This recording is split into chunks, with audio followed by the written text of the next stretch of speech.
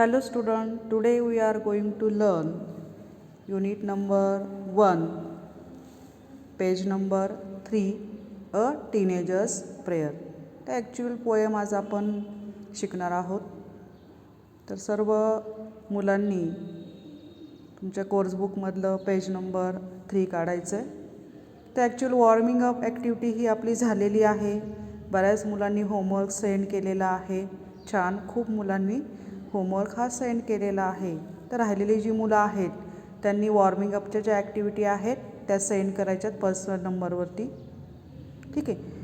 आणि काल मी जो होमवर्क दिला होता तो फार थोड्या मुलांनी सेंड केलेला आहे की हे टीनेजर्स प्रेयर ही जी पोएम आहे त्यातलं जे नवीन शब्द आहेत त्याचे मीनिंग तुम्हाला सेंड करायला सांगितले होते. आणि जे मोर्स हे जे पोएट आहे त्याची इन्फॉर्मेशन तुम्हाला सेंड करायला सांगितली होती. तर 1 ते 2 मुलांनी फक्त ती सेंड केलेली आहे. तर उरलेली जी मुलं आहेत त्यांनी ती आज जो होमवर्क सांगणार आहे तो आणि प्लस काल जो सांगितलेला आहे तो सेंड करायचा आहे. ओके. तर today we are going to learn a teenagers prayer. तर टीनेजर, तर टीनेजर म्हणजे काय? किशोरवयीन मुले. आता ही किशोरवयीन मुले यांचं जे एज असतं किंवा वय जे असतं ते किती असतं पा? Between 13 to 19.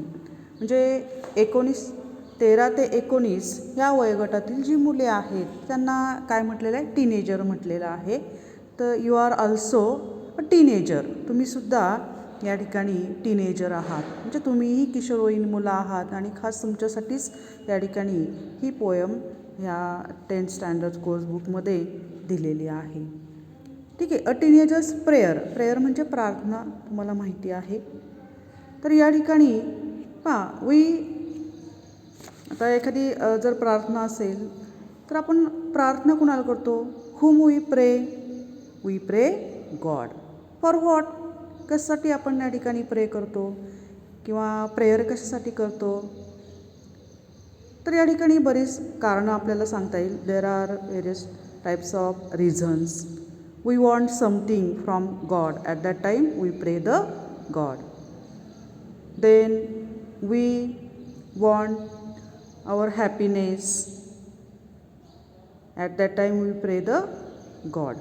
जे वेगवेगळ्या गोष्टी आपल्याला पाहिजे असतात त्यावेळेस आपण काय करतो? देवाला प्रार्थना करतो. When we arrive in school assembly we pray the God. आता आपण स्कूलमध्ये येत नाही पण ज्यावेळेस आपण शाळेमध्ये येत होतो तर त्यावेळेस आपण प्रार्थनेच्या वेळेस त्या ठिकाणी प्रार्थना म्हणायचं. म्हणजे when you arrive in your school you प्रे द गॉड. ओके. आता आपण कधी त्या ठिकाणी प्रार्थना करतो तुम्हाला सांगितलं आहे. When you want to something from the God at that time we pray the God. Actual God is not present in front of us in our classroom. God जो आहे ते प्रत्यक्षात आपल्यासमोर नाही आहे. नसतानासुद्धा आपण काय करतो? प्रार्थना करतो. We pray the God. Actual God is present everywhere. आपण तर देव हा सगळीकडे आहे. We can't see the God. पण आपण देवाला पाहू शकत नाही. We can't see it. The in this poem poet जे मोर्स ॲड्रेसिंग द गॉड. म्हणजे तुम्हाला फिगर ऑफ स्पीच हा सांगितलेला आहे इन प्रिव्हियस लेक्चर की ॲपॉस्ट्रॉफी हा फिगर ऑफ स्पीच जो आहे. ॲक्च्युअल एखादी व्यक्ती ती आपल्यासमोर प्रेझेंट नसेल पण ती प्रेझेंट आहे असं इमॅजिन करून आपण या ठिकाणी जी प्रेयर करतो, प्रार्थना करतो किंवा त्याला उद्देशून एखादं वाक्य बोलतो तर त्यावेळेस फिगर ऑफ स्पीच ॲपॉस्ट्रॉफी हा असतो. हा मागच्या लेक्चरला तुम्हाला मी सांगितलं होतं. ठीक आहे. तर in this poem poet is addressing the god. तर ॲक्च्युअल पोएम जी आहे ती काय आहे ती आपण पाहणार आहोत. A teenagers prayer. We see here a girl and she is praying to the God. Okay. First I am going to read the poem. You listen it and see in your textbook. Okay. Each day brings new beginnings. Decision I must make. I am the only one to choose the road that I will take. I can choose to take the road of life that leads to great success, or travel down the darkened road that leads to great distress. Please open up my eyes, dear Lord, that I might clearly see. Help me stand for what is right. Bring out the best in me. Bring out the best in me. Help, Lord, to just say no when temptation comes my way. Help, Lord, to just say no when temptation comes to my way, that I might keep my body clean and fit for life each day. When my teenage years are over, I know that I will see that life is lived its very best, with you walking next to me. It is written by J. Morse.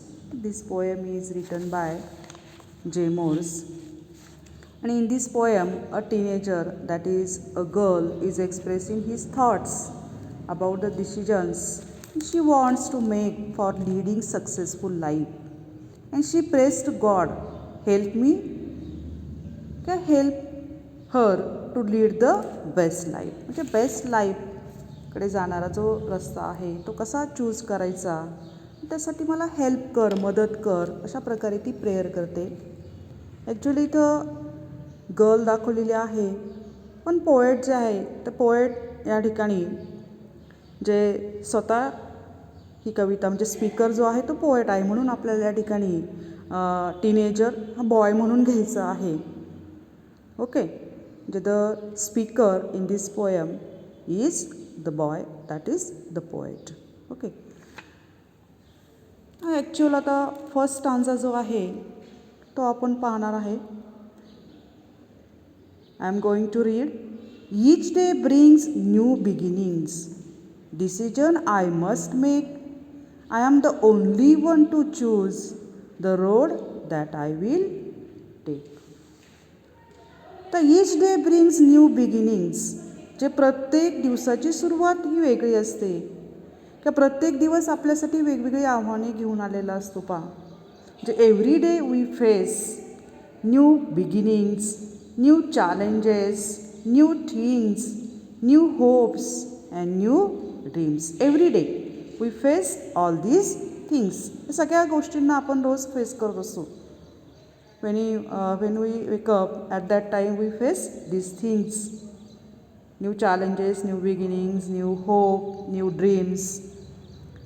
तर each day brings new beginnings. म्हणजे दररोज त्या ठिकाणी किंवा दिवसाची सुरुवात ही कशी असते, नवीन असते. नवीन नवीन गोष्टी त्या ठिकाणी आपल्याला फेस कराव्या लागतात. Decision I must make. आणि त्यावेळेस मला डिसिजन जो आहे तो घ्यावाच लागतो.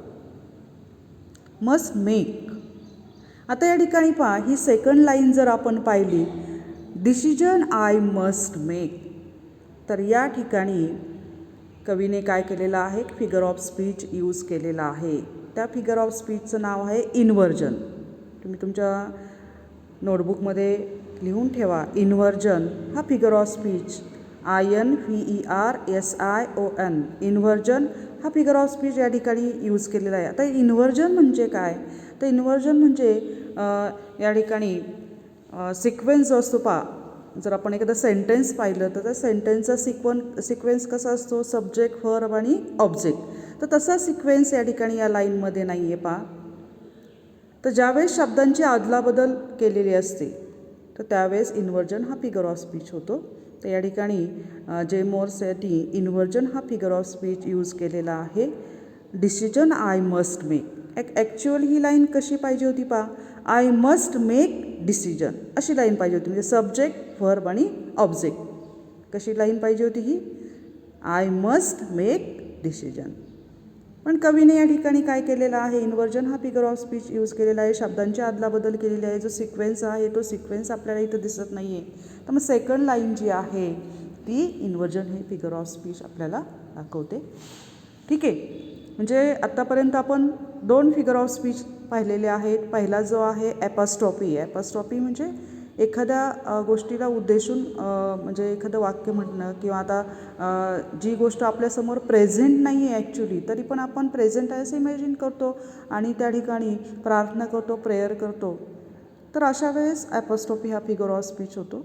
आता तुम्ही म्हणाल की हे फिगर ऑफ स्पीच कशासाठी यूज करतात कवी? जे ॲपॉस्ट्रॉफी आहे, इन्व्हर्जन आहे, अजून बरेचसे फिगर ऑफ स्पीच आहेत, तर ते आपण कशासाठी यूज करतो? तर पहा, कविता जी असते त्या कवितेचं सौंदर्य की ती कविता अजून सुंदर होण्यासाठी, ब्युटिफुल होण्यासाठी या ठिकाणी हा फिगर ऑफ स्पीच जो आहे ते यूज केलेले असतात. जसं आपण लग्नामध्ये जातो पहा, साधं जातो का? नाही. तर आपण काय करतो, नवीन कपडे घालतो, वेगवेगळे ऑर्नामेंट्स असतात ते परिधान करतो, मेकअप करतो. कशासाठी? सुंदर दिसण्यासाठी. बरोबर आहे की आपण इतरांपेक्षा वेगळं दिसलं पाहिजे, छान दिसलं पाहिजे. तसं असं आपण लग्नामध्ये सजून जातो किंवा जी ब्राईड असते, नववधू असते, तीसुद्धा फुल मेकअपमध्ये असते. ती सगळ्यात चांगलं दिसण्यासाठी, सुंदर दिसण्यासाठी ती मेकअप करते. तशा प्रकारे कवी जो आहे तर कवितेमध्येही फिगर ऑफ स्पीच यूज करतो की कविता जी आहे अजून कशी सुंदर होईल, त्यासाठी फिगर ऑफ स्पीच यूज केलेले असतात. ही भाषेचे अलंकार यूज केलेले असतात. तर आत्तापर्यंत आपण 2 फिगर ऑफ स्पीच पाहिलेले आहेत, ते तुम्ही लिहून ठेवायचेत आणि त्याचे एक्झाम्पल पण त्या ठिकाणी लिहून ठेवा. तर decision I must make, I am the only one to choose the road that I will take.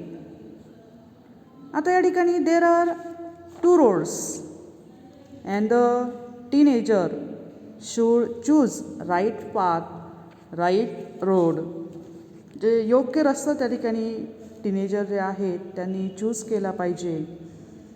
And every one want to take particular decision.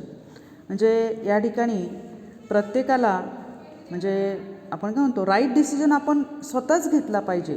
म्हणजे आपला डिसिजन हा आपणच घेतला पाहिजे. I am the only one to choose the road that I will take. म्हणजे या ठिकाणी पहा, डिसिजन घेताना आपण काय करतो, when you want to take any decision we want to help of the God. At that time we pray the God. आपण प्रार्थना करतो देवाला की मला चांगला रस्ता दाखव, माझं आयुष्य हे चांगलं जाऊ दे.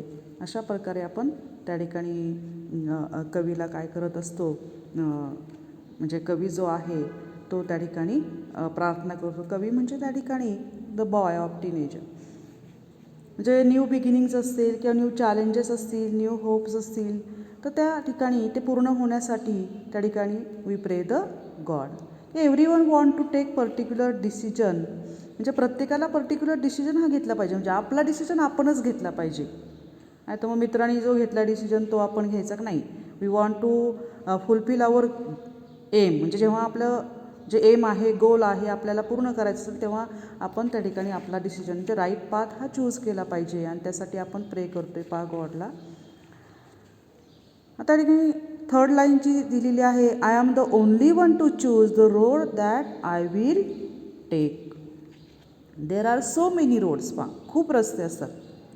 आपल्याला एका ठिकाणी जायचं असतं, चौक असतो पहा, आणि आपल्याला या ठिकाणी म्हणजे एका रस्त्यावरून कुठंतरी जायचं असतं.